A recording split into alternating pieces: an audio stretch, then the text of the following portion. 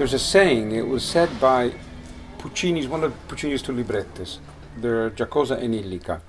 GIACOSA wrote the words, and ILLICA always wrote the story. And they never crossed paths. And they both did Bohème, Tosca, Butterfly. What they used to say about Tosca is that Bohème is all poetry, no action. And Tosca is all action, with very little poetry. If you listen to the first 30 seconds of Tosca, you feel you're in a sort of a Hitchcock thriller. You get the first chords of Scarpia, pom, pom, which is power, tyranny, and then you hear the music immediately of Angelotti running somewhere. Tom, tom, tom, tom, tom, tom, tom, tom. Tosca is action. The pace of melodrama, like in a thriller, you never have time to think about what's happening.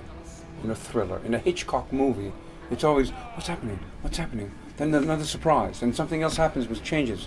Menacing, powerful, tyrannical. It's Hitchcock doing a movie in a tyranny in the 30s. That's what the atmosphere of Tosca is.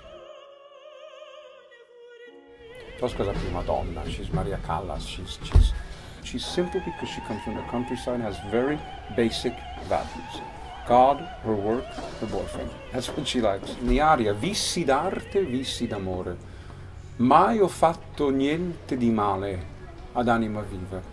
I live for art, for my work, for love, and I prayed to God. I never did anything wrong. Why is this happening to me? And very instinctive too. That's why everyone always thinks that Tosca's kind of like an animal tiger, and because she's very instinctive.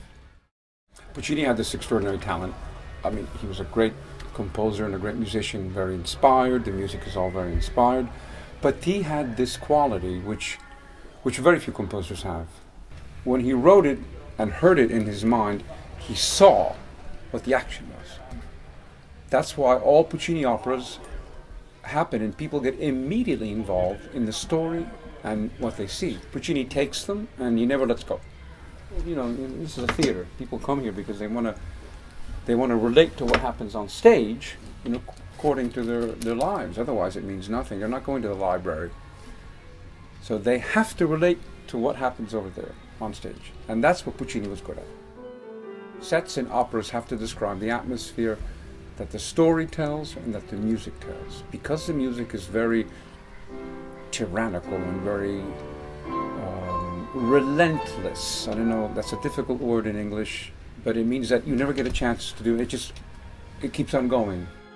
Love always wins.